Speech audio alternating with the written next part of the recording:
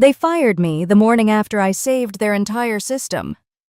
Not with a warning, not with a thank you. Just a sterile email. One sentence, no explanation. But what they didn't know, what they never thought to check, was that my name was still on the only account that mattered. Let me take you back. My name's Amara. For 4 years, I was the quiet one in a loud room, the kind of engineer who never needed to be seen, only needed to make sure things worked. And they did. Until they didn't. I worked at a fast-growing tech firm that loved buzzwords more than people. Scalability, synergy, automation, all the right terms to distract investors from the cracks beneath the surface. But I saw those cracks. I lived in them because I was the one quietly fixing what no one else noticed. And one Thursday afternoon, those cracks nearly swallowed the company whole. Everyone panicked. Teams scattered. Leaders vanished, and I stayed. Not because it was in my contract, but because I knew no one else could save it in time. That night, I became the firewall between collapse and survival, and in return, I was erased. It started at 4:13 p.m. on a Thursday, just a flicker, one of those database hiccups you can blink past. But I didn't. I've worked with this system long enough to know when something's off.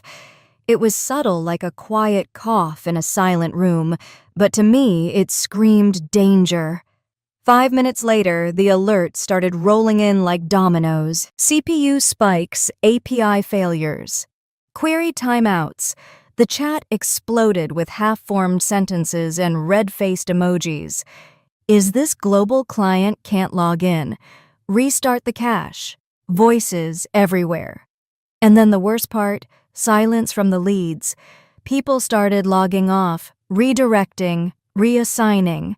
I stayed, not because someone asked me to, not because it was officially my job, but because if I didn't, no one would. I dove in terminal open, 3 windows side by side. My fingers moved faster than my thoughts.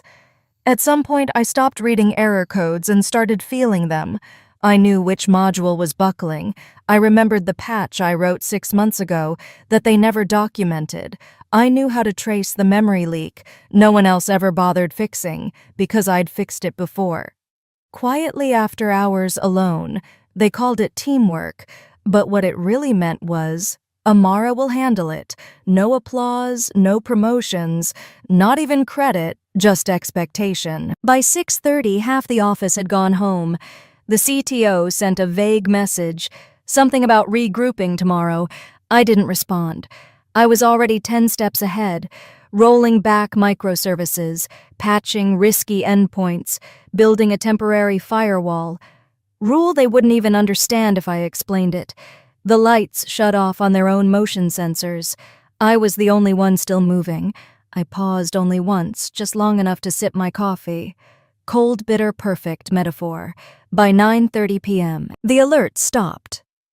No crash, no downtime, no public failure. The system barely breathing an hour ago was stable again. I leaned back in my chair, shoulders aching, palms stiff. The office was pitch black now, lit only by the glow of my monitor. Logs scrolled by like credits after a movie. No one stayed to watch. I saw my reflection in the glass window behind the screen. Eyes dull, skin pale. A ghost in a company I just saved. My hand trembled as I reached to close the terminal. Not from fear, from fatigue, but somewhere deep inside I felt it. This wasn't victory. It was a warning. They'd forget this night. They always did, but soon they'd remember me for reasons they'd never see coming. When I finally left the office, the sky was a dull gray, washed out like someone had turned the world's contrast down. My legs moved on autopilot. I hadn't eaten in half a day. My fingers still ached from typing, and the hum of the servers echoed in my ears long after I walked away. But I had done it. The system was back. Clients wouldn't see a blip. The press wouldn't know a thing. And somewhere in the back of my exhausted mind, I dared to hope. Maybe this time someone noticed. I woke up 5 hours later, still wearing my shoes, and reached for my phone. 17 Slack messages. 4 unread emails. 1 company-wide announcement I tapped. Kudos to the team for staying calm under pressure yesterday. Special shout out to Alex for stepping up during a critical time. Proud of our people. CTO Alex. He left at 5. Didn't touch a single line of recovery code. He posted a bug report and dipped. I waited for the punchline. A follow-up. A correction. A tag. Something nothing. I refreshed the thread. Checked replies. Emojis. Memes. Haha legend. No one said my name. No one even hinted. That silence burned more than any insult. Because insults mean they saw you. This was airbrushing me out of the picture. Then by sheer accident, something else showed up in my inbox. A forwarded internal thread, probably meant for another Amara in marketing, but the content hit like a freight train. Subject payroll optimization, phase 2, candidates, body, non-client facing roles, low visibility, minimal disruption potential. That was me. I wasn't flagged because I underperformed. I was flagged because I did my job too quietly, too invisibly. They were planning this all along, and I'd just saved them hours before they could finalize the cut. I opened my laptop again. Don't ask me why. Maybe I just needed to see it. Needed proof that I hadn't imagined the weight of what I carried that night. System logs, stable firewall held uptime. 100%. The patch I deployed was still running. It was beautiful, clean solid, and no one would ever know. A ping popped up. Slack DM from someone on the SRE team. Hey, I know it was you who... Then the typing bubble vanished. Message deleted. They had typed it, thought about it, and still chose silence. That one unfinished sentence did something to me. It didn't shatter me, it hollowed me. I put my phone down and stared at the wall, not at the screen, not at the code, just the blank space, the nothing. Because that's what I'd become to them. No matter what came next, I knew one thing. They had already decided I didn't belong, even before I saved them. The next morning, my inbox held just one message. Subject line, HR notification. Action required, no greeting, no warmth, just a clean corporate execution. 1 PDF, 1 sentence. Please acknowledge receipt of the attached notice by end of day. I didn't need to open it. I already knew. But I did anyway because some part of me still clung to the idea that maybe this wasn't real termination effective immediately. Internal restructuring. No mention of performance, no recognition of my contribution, no reflection of the 18-hour save that kept them breathing just 2 days ago. Just numbers, just a name on a list, mine. The same list I accidentally saw the day before payroll optimization phase 2. Candidates low visibility, minimal disruption. I fit their criteria perfectly. I went into the office anyway. I don't know why, habit, maybe defiance. Maybe I just needed to see for myself if this was really how it ended. The security guard waved me in without question. The elevator dinged. The doors opened. Everything looked the same, like nothing had happened, like I still belonged. Until I reached the HR floor, Lauren greeted me at the glass door with a tight manufactured smile. She clutched a manila envelope like it contained plutonium. "Hey, Amara," she said, avoiding eye contact. "Thanks for coming in." I didn't speak. "This won't take long," she added, already sliding the envelope toward me. "Your final paycheck. NDA reminder, benefits continuation paperwork. You can email if you have any questions. Who made the decision?" I asked, keeping my voice steady. She hesitated. Just for a second. Then it came from above reorg committee. "You're not the only one affected, right? I wasn't special enough to save, just invisible enough to cut." "Is Mark here?" I asked Mark, my direct manager. The man who once told me I was the quiet engine that kept us running. Lauren gave a diplomatic shrug. He's in back-to-backs all morning. He knew I was coming, and he still couldn't look me in the eye. On my way back to my desk, I passed the break room. Laughter spilled into the hallway. Alex was in there holding court like some kind of hero, passing around donuts and bragging about how we held the line. No one even glanced my way. I sat at my desk, still untouched. No one had even started packing my things. For a moment, I just stared at the keyboard. Then I powered on my laptop. I expected to be locked out, expected to see that cold gray screen of access denied. But no, the dashboard lit up instantly. Admin access terminal privileges, root credentials still valid. My name, still listed on the only master account. They'd erased me on paper, but not in the system. I stared at the screen.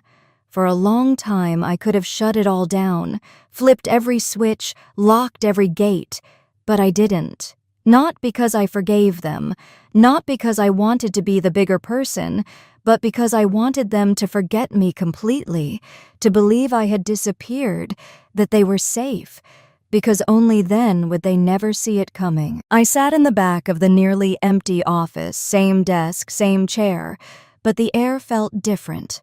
Colder, thinner, like it no longer had room for me. My name wasn't on the internal roster anymore, but it was still written deep in the system. I opened my laptop, not to check email, not to fight, but because I needed clarity. Something tangible, something that told me I wasn't crazy, that I really had been the one holding everything together. And there it was, terminal access active, root permissions untouched. My credentials still sat on the top layer of the master access hierarchy. Whoever processed my termination forgot or didn't know how deeply I was embedded in the infrastructure, or maybe they just assumed it would clean it up later. But no one had. I toggled open the architecture tree, full visibility, all nodes alive. I could see every subsystem, every credential trail, every ghosted patch. No one else knew existed. One command line and I could have changed everything. I hovered over the log entries. The temptation was there, not to destroy, no. That wasn't my style. But to mark my presence, to leave a signature encrypted into the bones of the system like a scar. Then I heard it. Soft footsteps, hesitant, approaching from behind. Hey, I turned to see Jonah. He was one of the few people I used to talk to here. Not a friend exactly, but someone who once brought me soup when I was sick, and who'd spent 3 straight nights debugging memory leaks with me last fall. "Didn't expect to see you," he said, fidgeting with the cuff of his sleeve. "I could say the same," I replied. "I heard what happened." He didn't say I'm sorry. He didn't say, "It's wrong." He just stood there, eyes flicking between me and the screen. I wanted to say something during the meeting. When Lauren announced the list, he added quickly, But you didn't." I finished for him. He nodded. Shame in the quiet space between us. I figured they'd take your access by now. I looked at him. They didn't. He didn't ask why. He didn't need to. We both knew what that meant. You planning to do anything with it? I closed the terminal slowly. Not yet. Jonah stood there a moment longer, then placed something on my desk, a small white USB drive. "You always said backups aren't optional. Thought you might want one." I didn't smile, but I took it. He left without another word. I plugged it in, not to copy anything malicious, not to create chaos, just to preserve the map, the full system layout, the credential tree, the names of everyone who had access, and more importantly, those who no longer did. I encrypted the folder and labeled it simply Legacy Root, not revenge, not leverage, just proof. Proof that I was still here, that I had mattered, that in the bones of this cold system, my name was carved in places they forgot to erase. I logged out, unplugged the drive, and tucked it into the inside pocket of my coat, right next to the envelope HR gave me. The weight of it was small, but it felt enough. That night, I didn't cry. I didn't rage. I didn't post anything online. I sat at home quietly sipping tea, watching the city lights flicker like server lights on a rack, cold distant, blinking for no one. Power didn't have to be loud. Sometimes the most dangerous person in the room is the one who's already walked out and still has the keys. They thought they'd deleted me, but they'd only deleted the name on the door. The one buried in their system still belonged to me. No one asked where I went. The Monday after my termination, the office was more alive than usual. I came in not to work, but to collect what was left of me. I arrived early. The lights hadn't even warmed up yet. I thought it would hurt more to see my desk, to clear drawers that still had sticky notes with code snippets and post-its with fix, this if broken. But it didn't hurt, because it already felt like someone else had been sitting there. My inbox was locked. My calendar was gone. Even my Slack handle had been replaced by a gray silhouette that read, "Deactivated user." But the worst part wasn't the technical erasure. It was the people. By 9:00 a.m., the core team started rolling in developers' project leads, the people I had spent years working beside, and they walked past me like I was a stranger, not out of malice, out of complete detachment. At 9:15, someone brought in cupcakes. By 9:30, the whiteboard near the kitchen read, in dry erase, "We survived the Q2 meltdown." I stood a few feet away, holding the last box from my desk, my favorite mug, a worn-out stress ball, and a copy of clean code with tabs poking out the sides. No one said goodbye. No one even said, "Hey, didn't you?" Lisa walked by someone I used to eat lunch with every Thursday. She had just been promoted to lead the documentation team. I caught her eye. For half a second, I thought she was going to stop. She didn't. She looked down and kept walking. Maybe she thought it would be awkward. Maybe she told herself someone else had already said something.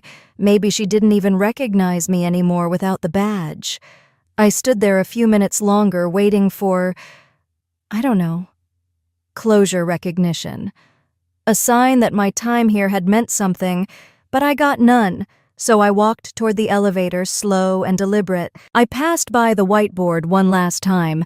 Someone had drawn Alex in cartoon style, holding a cape and a laptop above the words, "Our back-end hero." I didn't laugh, I didn't erase it. I just walked out.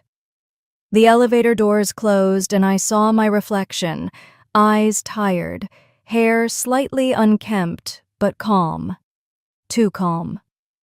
I had walked into this company 4 years ago with nervous energy and a laptop sticker that read code like no one's watching. Turns out no one ever had. By the time I reached the lobby, my phone buzzed. A text from a number I hadn't seen in a while, Lisa. "To that Susan Loy, vi kom zam len ting." I saw what they did. I wanted to say something I didn't. "I'm sorry." I stared at the message for a long time. My thumb hovered over the keyboard. I could have said, "It's okay." I could have said, "I understand." I could have said, "Too late?" But I didn't say anything, because some silences deserve to stay intact. Outside, the wind was a cold against my face, sharp, almost cutting. I zipped my coat and walked away from the glass tower I once thought would be my future. I didn't look back, not because I wasn't curious, but because there was nothing there for me anymore. Inside that building, people were celebrating survival, but what they didn't realize was the person who had actually saved them was no longer in the photo. I wasn't angry, I was just gone. They toasted their success with champagne and cupcakes, but the cracks were already forming, and I was the only one who knew where they led. 7 days passed before anything cracked the surface. On the outside, the company still hummed meetings, Slack threads, coffee runs, recycled optimism. But underneath the surface, the first fracture had already formed. Ravi was the one who saw it first. He was the newest IT associate, only 3 months in. Bright, awkward, too polite for corporate, the kind of guy who still believed in code reviews and thanked the coffee machine when it worked. He wasn't important enough yet to be on big projects, so they buried him in low-priority monitoring error logs, data queues, internal health checks, the digital equivalent of watching paint dry, but Ravi paid attention. That morning, he noticed something strange in the analytics logs. The API responsible for syncing user profiles had duplicated 3 entries, then 4, then 12. Then it started skipping sync cycles entirely. At first, he assumed it was caching. He restarted the gateway. Nothing changed. Then he dove into the logs and saw something odd. A script, primitive, hand-rolled, labeled as temp hold, running silently in the background. It wasn't from the current repo. It wasn't documented anywhere. It simply existed. And at the top of the script, in a single line of faded comment text, it read, "Temp patch hold until next deploy AS." Ravi blinked. He didn't know anyone in engineering with those initials. Not anymore. He asked around. No one had answers, not even Marcy, the lead systems engineer who had been with the company for years. "That's Amara," she said eventually, after a long pause. "Amara Smith, the one who, the one they let go last week. She wrote this. She wrote a lot of things. Quietly, while everyone else was on Zoom calls bragging about sprints." Ravi frowned. "But if this patch is failing now, doesn't that mean—" "It means the glue's coming undone," Marcy said, "and no one remembers what she used to hold it together." Meanwhile, across the building, the core team was prepping for a major Q3 pitch. They needed everything fast and flawless. The system had to look bulletproof in front of a client who brought in nearly 40% of the company's revenue. But the platform was sputtering. Response times tripled. Scheduled processes froze mid-execution. Files rendered blank. Customer dashboards went white. Alex, still glowing from his hero status, tried to regain control, restart the nodes, re-index the queues, flush the background processes. He barked. No one said it out loud, but everyone felt it. The code base was buckling and they didn't know where or why. Elsewhere, Marcy pulled Ravi aside. "Keep digging," she said. "Look for other scripts like that, anything with AS on it." Ravi obeyed. He pulled archived logs, compared builds from previous versions. He started seeing the patterns: silent patches, undocumented corrections, manual overrides that bypass the company's polished pipelines. Each one solving a major problem with brutal, invisible efficiency. And each one had the same quiet signature. Amara had never been in the spotlight, but now, in her absence, her fingerprints were everywhere. That evening, Ravi sat in the empty break room staring at his terminal. On screen, another flagged process error blinked back at him, this one traced to a legacy permission handler, one with a master credential reference pointing to a still active root account. The user ID read a Smith internal. He stared at it, heart thumping. She still had access. He opened Slack and hovered over a direct message. Typed, "Hi, Amara. Sorry to bother you. I think I found something you wrote. It's holding more together than we realized."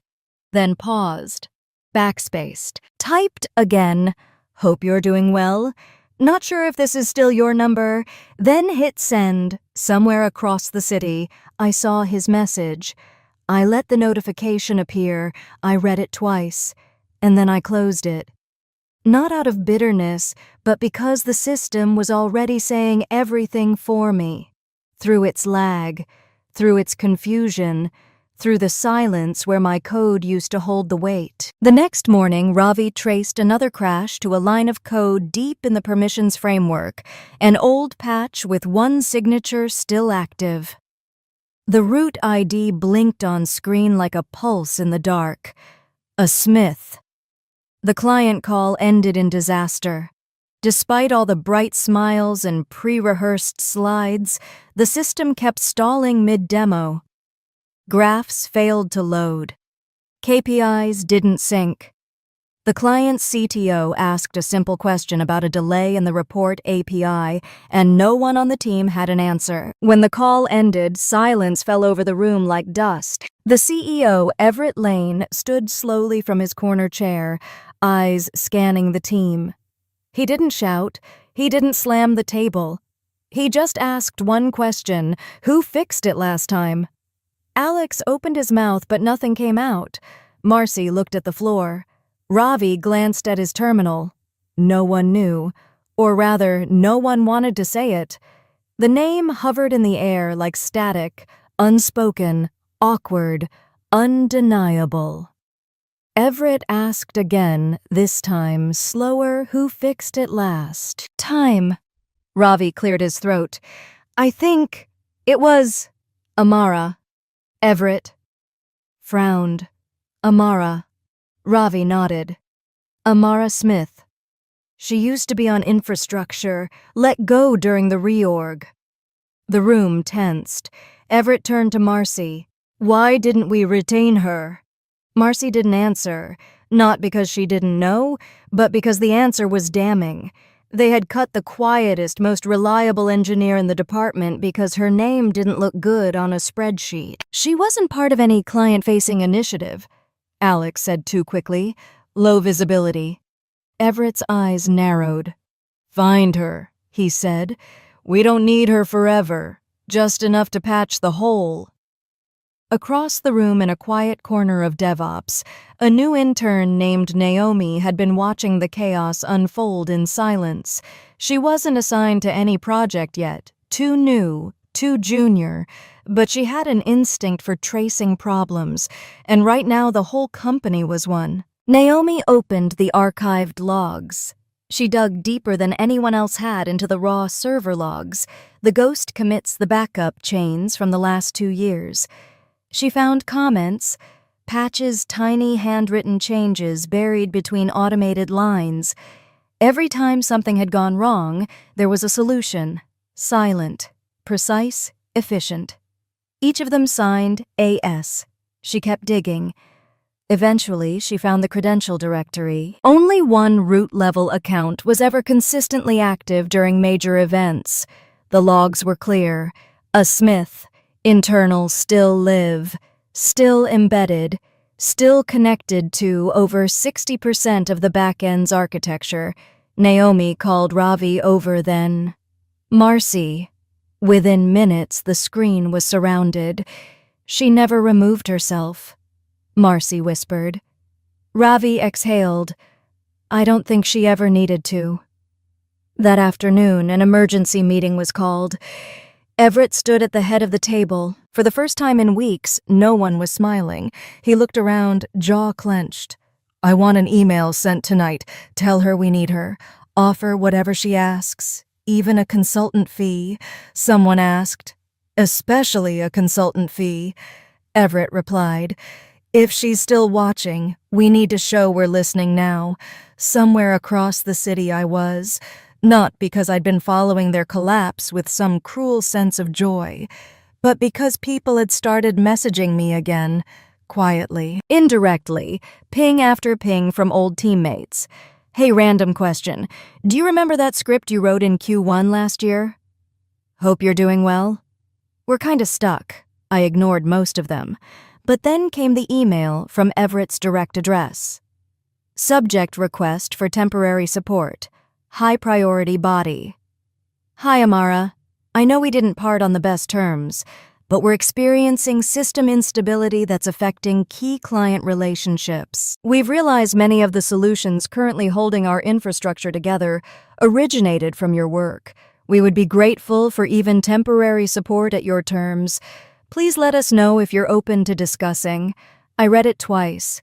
Then I sat back in my chair, looked at the city lights outside my window, and smiled.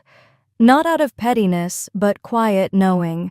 They hadn't just remembered me. They'd remembered what I carried. I didn't reply right away, because sometimes silence is more powerful than agreement.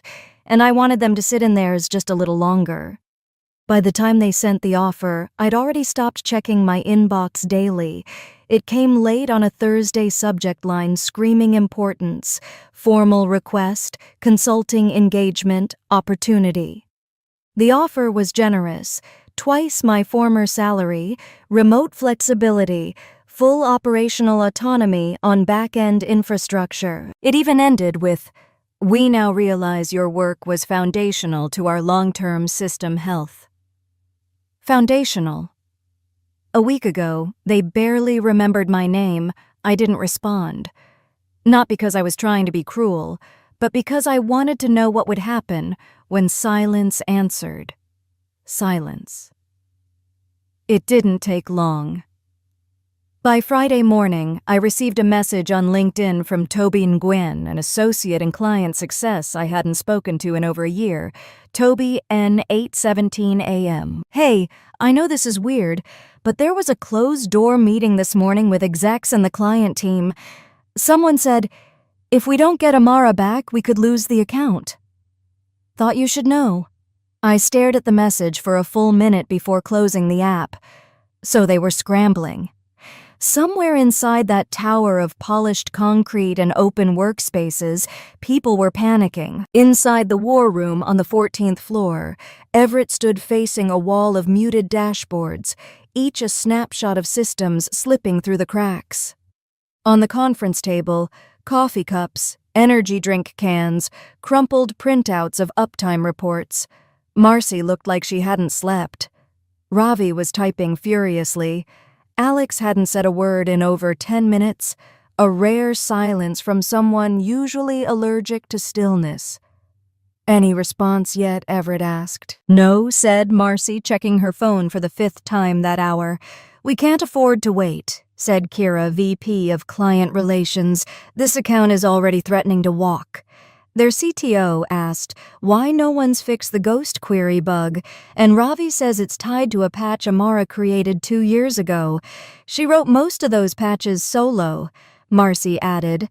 "Off hours, a lot of them aren't even in Git. They live in server-side cron or buried in backup chains." Everett frowned. "Why didn't we know this earlier?" No one answered. Because the truth was simple and humiliating. They'd never bothered to ask how things stayed standing, only why they occasionally wobbled. Toby, standing quietly near the coffee cart, shifted uncomfortably. I wasn't going to say anything, but I sent her a message, just to let her know Everett didn't scold him. He just nodded. "Good," he said. "She needs to understand we're serious. This is about fixing what's broken." But that was the problem. I wasn't broken. They were. By Saturday, I had 4 more messages from various team members, some from people I barely remembered. Some were awkward, some sounded desperate. "Hey, Amara, not sure if you've seen the email. Just want you to know we all appreciate your work. The execs really regret how everything happened. We're doing our best to rebuild things right. Please consider the offer. We really need your help." What struck me wasn't the flattery, it was the fear. They weren't trying to win me back. They were trying to keep the system from collapsing before the next audit. And somewhere in all that noise, the power shifted. I didn't need them anymore, but they still needed me. I opened Everett's email again. I read every word slowly. Then I clicked reply, and I wrote just one sentence. "I've moved on. Please revoke my account now."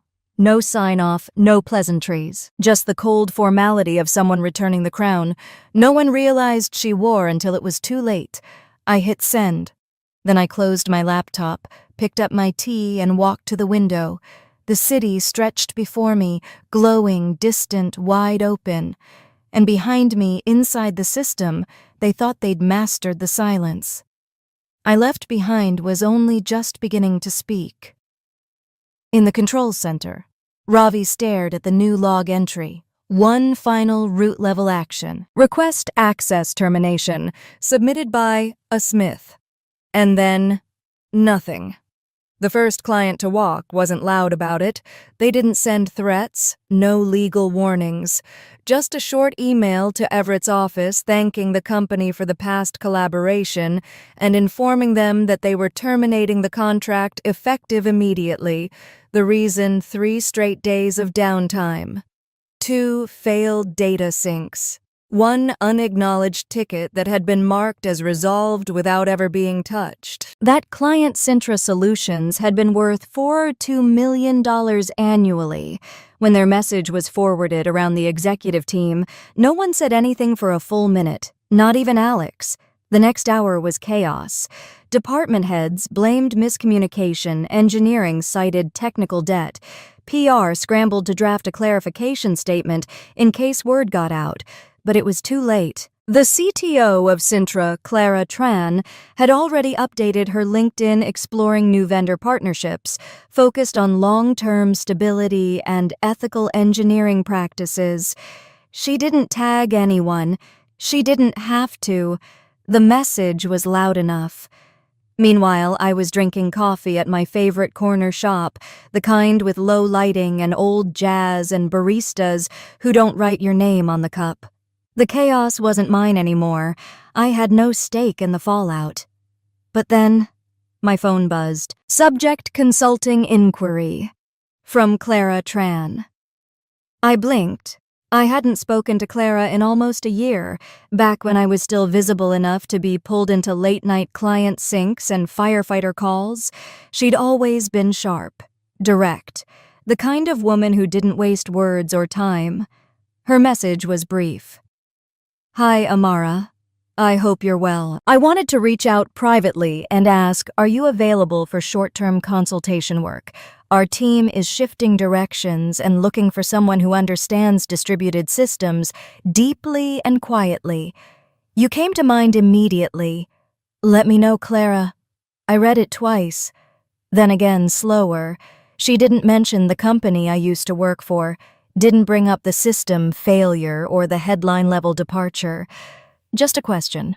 One that was layered with respect. Not desperation respect. 3 days later, we met for tea. Clara wore her usual slate-gray blazer hair in a practical bun. I wore jeans and a sweater and didn't bother with formalities. She got straight to the point. We're restructuring our infrastructure, moving away from vendors who prioritize polish over resilience. I need someone who doesn't talk big, but builds systems that don't break. That's you. It wasn't a pitch. It was a statement. I nodded. What would the engagement look like? Flexible, remote. 6-month contract to start. You lead the technical design, we follow your blueprint, no politics, no office drama, no Slack threads pretending to be culture, just clean architecture, quiet trust, and pay. Let's just say it was more than double what the other place had offered me to come back. The next week I signed the contract. It wasn't flashy, no press release, no LinkedIn post. Just a PDF, a signature and a quiet smile I didn't even realize was on my face, because this time it was on my terms. There was something soft and satisfying about it, not triumphant, not smug, just still. Like a part of me had finally clicked back into place. I didn't have to prove anything anymore. I didn't need to be seen by people who had never really looked, because those who mattered already knew cliffhanger. As I filed the signed contract, another message landed in my inbox.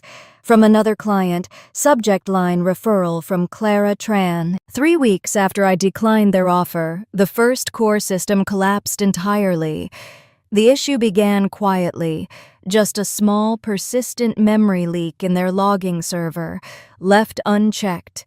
It spread like mold behind drywall. Then came the cascading timeout errors. Data failed to sync across environments. The deployment pipeline hung indefinitely on every third push. The infrastructure buckled again. But this time, no one could reach for the silent fallback I'd written years ago. I'd disabled my root credentials the day I walked away. By the following Monday, the company's 3 biggest systems client dashboard billing module and internal tracking had all crashed simultaneously.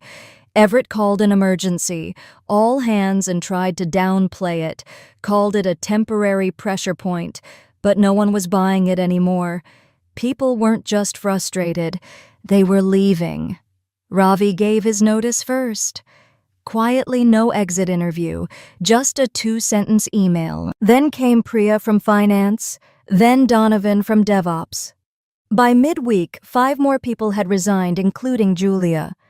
Julia was a respected lead on the architecture team.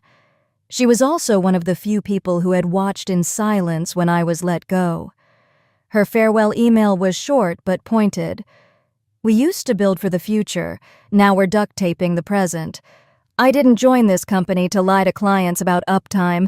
It went viral inside the company. Not publicly, but enough that even the board saw it. From a distance, I watched the story unfold, not with bitterness, but a strange calm. Each resignation email that landed in my inbox, each ping from a former teammate asking for advice, added to the quiet reckoning. People weren't leaving for better perks. They were leaving because they had lost trust in the system and the people running it. I didn't need to gloat. I didn't need to post a single thing. They were unraveling all on their own. Because when a company builds its empire on invisibility and convenience, it forgets that the people doing the invisible work are also holding up the entire roof. And when you let go of those people, the collapse isn't sabotage. It's gravity. Inside the boardroom, things were spinning out of control. Everett stood with his back to the window, facing a semicircle of board members with folded arms and tired eyes. "This is a temporary misalignment," he insisted. "We're stabilizing as we speak. We've made offers to replacement engineers, and a new consulting firm is onboarding. 3 major clients terminated their contracts in the past month. 1 board member countered. All cited operational instability and lack of institutional knowledge. We're addressing." "No," another interrupted. "You're reacting badly and too late." There was a beat of silence. Then the chair of the board leaned forward. "This company didn't fall because of bad code. It fell because we didn't value the people who wrote the code." Everett's face remained stoic, but his eyes twitched. Then came the sentence that ended it all. "Effective immediately. Your role as CEO is suspended, pending further review." The room went still. Everett opened his mouth, closed it again, then turned toward the window as if somehow the skyline would offer an answer, but there were none. Meanwhile, I was finishing my 2nd week as a lead consultant with Sintra. The systems were clean, the team respectful, and I had full creative control. No drama, no politics, just code and people who cared. Every now and then someone would ask, "Did you hear about the old company?" And I'd nod, then change the subject, because I didn't need to live in that collapse. It wasn't mine anymore. Cliffhanger. As I logged off for the day, another message popped into my inbox. Subject: request from the board, quiet conversation. I didn't open it. Not yet. It started with a leak. Not in the system those I used to handle in my sleep. This was different. Someone inside the company forwarded a private Slack exchange between 2 senior managers to a tech gossip board. It wasn't malicious. It was honest.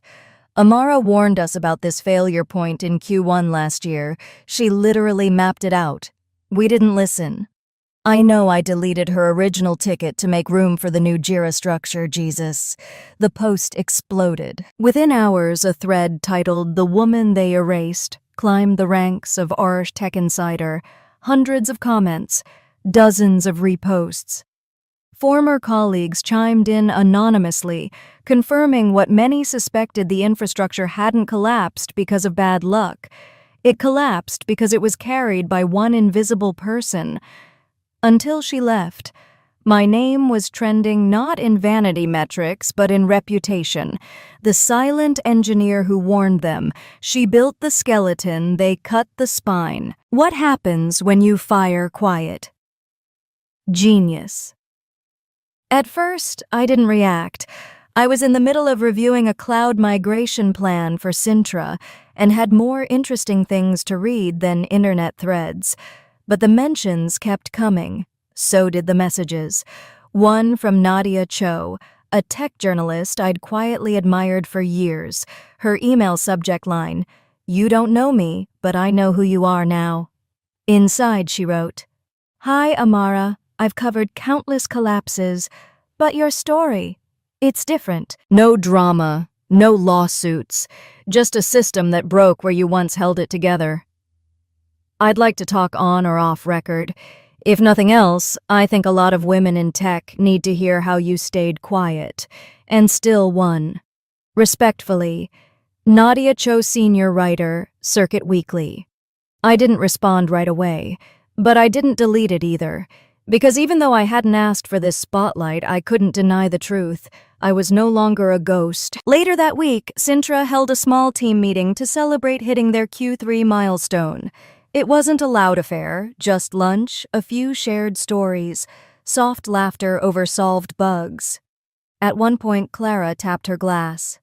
"Before we wrap, I just want to say this milestone happened because we trusted the foundation, not the buzzwords, and that foundation is Amara. She's not loud, she doesn't ask for credit, but we see her, and we're lucky to have her." The room applauded, not out of obligation, but out of understanding, and something inside me softened. Meanwhile, back in my old company's tower, the atmosphere was splintering. The board hadn't announced a new CEO yet. Internal leadership was fractured. Junior employees tiptoed, unsure who they reported to. A few brave ones spoke openly on anonymous platforms. Some of their words made it into industry newsletters. Then came the final blow. Circuit Weekly published a piece titled "The Engineer They Let Go," and the collapse that followed. The article didn't vilify anyone. It just told the truth, what I built, what they ignored, and what happened when I left. They didn't quote me directly, but the tone was clear. Integrity doesn't need a microphone, it just needs time. That same night, I received another email.